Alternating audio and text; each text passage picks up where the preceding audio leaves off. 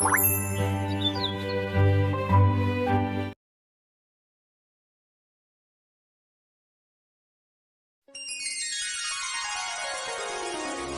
समय पहले की बात है। पहाड़ों और घने जंगलों के बीच एक छोटा सा गांव था, सुंदरपुर। उस गांव में रामू नाम का एक गरीब किसान अपनी पत्नी गौरी और छोटे बेटे मोहन के साथ रहता था। उनका घर मिट्टी का था, कपड़े साधारण थे, लेकिन दिल बहुत साफ था। रामू दिन रात खेतों में मेहनत करता, फिर भी मुश्किल से 2 वक्त की रोटी जुटा पाता। कई वर्षों से गांव में बारिश कम हो रही थी, खेत सूखने लगे थे और लोग परेशान रहने लगे थे। एक दिन रामू और उसकी पत्नी जब अपने खेत में काम कर रहे थे, तब रामू आसमान की ओर देखकर बोला, हे भगवान, अगर इस बार भी बारिश नहीं हुई तो हमारा क्या होगा? हम तो बर्बाद ही हो जाएंगे। तभी उसकी पत्नी गौरी बोली, भगवान सब देख रहे हैं, देर हो सकती है लेकिन अंधेर नहीं। उधर स्वर्गलोक में देवराज इंद्र अपने सिंहासन पर बैठे थे तथा अन्य देवतागण उनके आसपास बैठे थे। तभी इंद्र बोले, पृथ्वी के लोग हर समय वर्षा के लिए मुझे पुकारते रहते हैं। उन्हें पता ही नहीं कि मेरी शक्ति कितनी महान है। तभी वहां वीणा बजाते हुए नारद जी पहुंचे। नारायण नारायण। इंद्र मुस्कुराकर बोले, आइए देवर्षि नारद, बताइए आज किस समाचार के साथ आए हैं? नारद बोले, देवराज, पृथ्वी पर सुंदरपुर गांव के लोग बहुत दुखी हैं।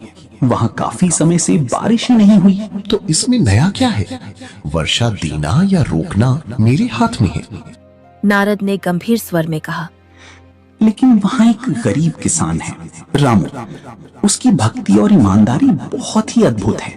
इंद्र हंस पड़े और बोले, एक साधारण किसान, उसकी भक्ति मेरी शक्ति से बड़ी नहीं हो सकती। देवराज, कभी कभी साधारण लोग भी देवताओं को सीखते जाते हैं। इंद्र को यह बात पसंद नहीं आई। उन्होंने क्रोधित होकर कहा, अगर ऐसा है तो मैं उसकी परीक्षा लूंगा। नारद समझ गए कि इंद्र के मन में अहंकार बढ़ गया है। वे तुरंत वैकुंठ धाम पहुंचे, जहां शेषनाग पर भगवान विष्णु विराजमान थे और माता लक्ष्मी उनके चरण दबा रही थीं। नारद ने प्रणाम किया, नारायण नारायण, और बोले, प्रभु, शायद देवराज इंद्र को अपनी शक्ति पर अहंकार हो गया है, जिसके चलते अपने अहंकार में वो एक गरीब किसान की परीक्षा लेना चाहते हैं। अहंकार हमेशा मनुष्य और देवता दोनों की बुद्धि छीन लेता है। समय आने पर इंद्रदेव को सत्य का ज्ञान खुद ब खुद हो जाएगा।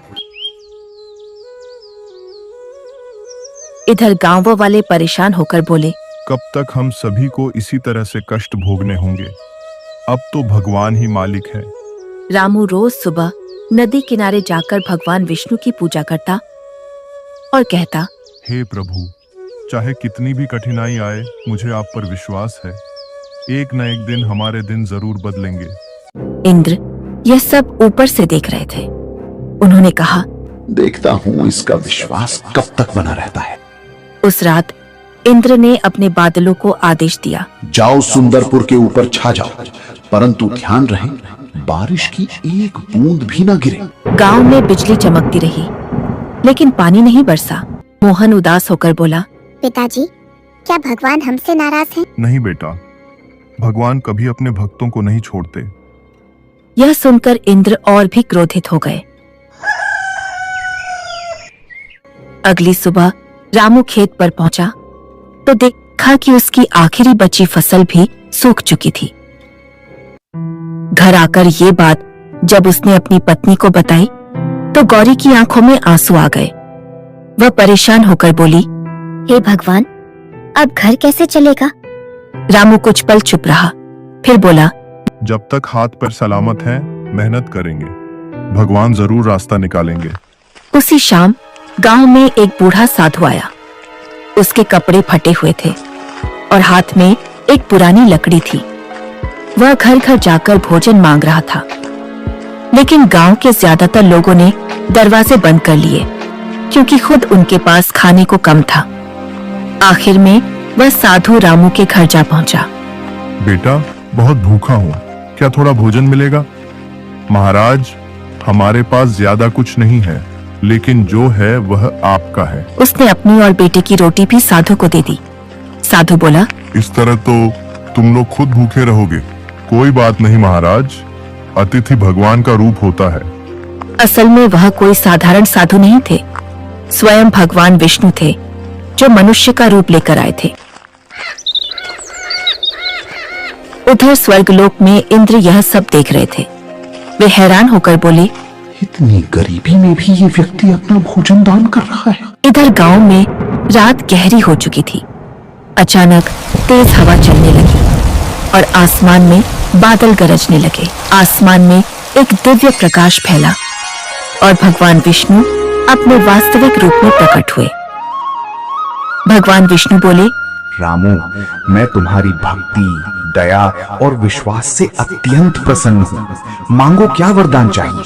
तभी देवर्षि नारद देवराज इंद्र के साथ वहां प्रकट हुए। रामू, मैंने तुम्हारी परीक्षा लेने के लिए वर्षा रोकी, लेकिन तुमने कठिन समय में भी विश्वास और दया नहीं छोड़ी। मैं अपने व्यवहार के लिए क्षमा चाहता हूँ। देवराज, अब देवताओं के राजा हैं, मुझ साधारण किसान से क्षमा क्यों मांग रहे हैं? भगवान विष्णु मुस्कुराए और बोले, रामू, याद रखो, सच्ची भक्ति सिर्फ पूजा में नहीं, बल्कि दया, ईमानदारी और दूसरों की सहायता में होती है। नारायण नारायण, आज एक गरीब किसान ने स्वर्ग के राजा को भी सीख दे दी। हाँ देवर्षि, आज मुझे समझ आया कि शक्ति से बड़ा भी एक गुण होता है, और वो विनम्रता का गुण होता है। उस दिन के बाद सुंदरपुर गांव फिर कभी सूखे का शिकार नहीं हुआ। रामू का परिवार खुशहाल हो गया और गांव के लोग पीढ़ियों तक यह कहानी सुनाते रहे